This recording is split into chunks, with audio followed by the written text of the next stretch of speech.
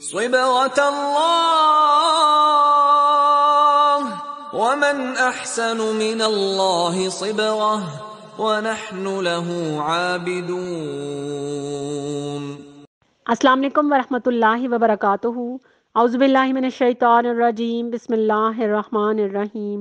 رب اشرح لی صدری ویسر لی امری واحلل عقدۃ من لسانی یفقہوا قولی۔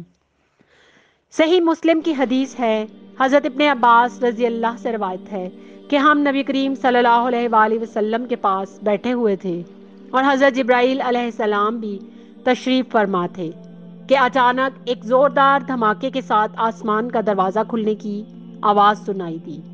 حضرت جبرائیل علیہ السلام کہنے لگے کہ یہ آسمان کا دروازہ کھلا ہے جو اس سے قبل کبھی نہیں کھلا تھا۔ اس میں سے ایک فرشتہ اترا ہے جو آج سے قبل زمین پر نہیں اترا۔ وہ فرشتہ آپ صلی اللہ علیہ وآلہ وسلم کو سلام عرض کرتا ہے اور آپ صلی اللہ علیہ وآلہ وسلم کو ایسے دو نور دیے جانے کی بشارت دیتا ہے جو آج سے پہلے کسی نبی کو نہیں دیے گئے۔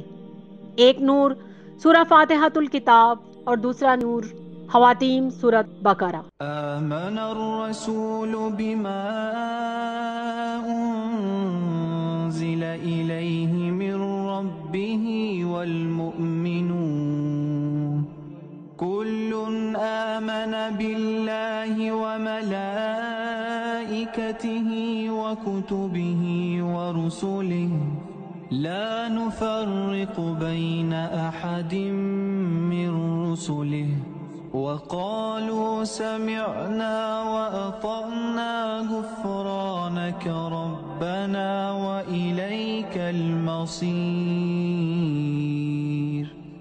لا يكلف الله نفسا إلا وسعها لها ما كسبت وعليها ما اكتسبت ربنا لا تؤاخذنا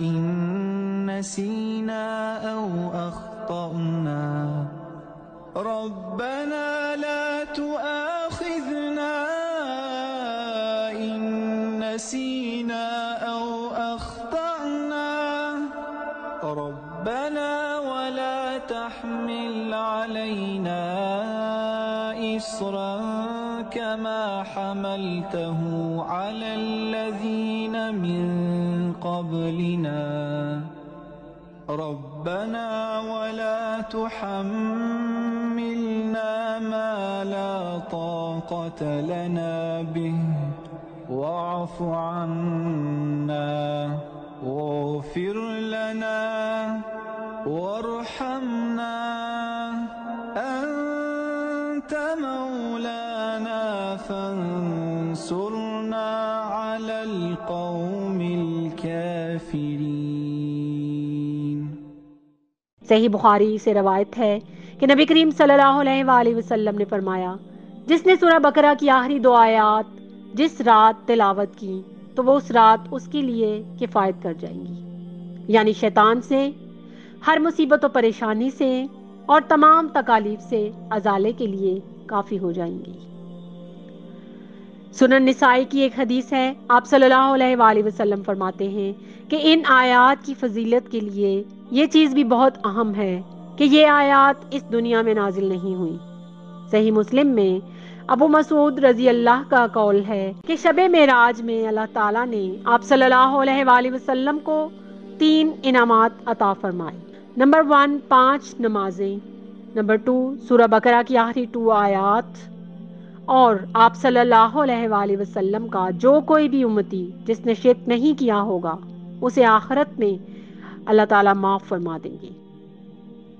صحیح مسلم سے حضرت نواس بن سمان رضی اللہ نبی کریم صلی اللہ علیہ وآلہ وسلم سے روایت کرتے ہیں کہ قیامت کے روز قرآن پڑھنے والوں اور اس پر عمل کرنے والوں کو بلایا جائے گا تو سورہ آل عمران اور سورہ بقرہ آگے آگے ہوں گی، اور وہ دونوں صفے باندھے پرندوں کی طرح اپنے پڑھنے والوں کی طرف سے جنت میں داخلے کے لیے اللہ تعالیٰ سے جھگڑا کریں گی۔ اللہ تعالیٰ مجھے اور آپ کو ان آیات پر ہمیشگی عطا فرمائے اور ہماری طرف آنے والے ہر شر کو خیر میں بدل دے۔ آمین سم آمین یا رب العالمین۔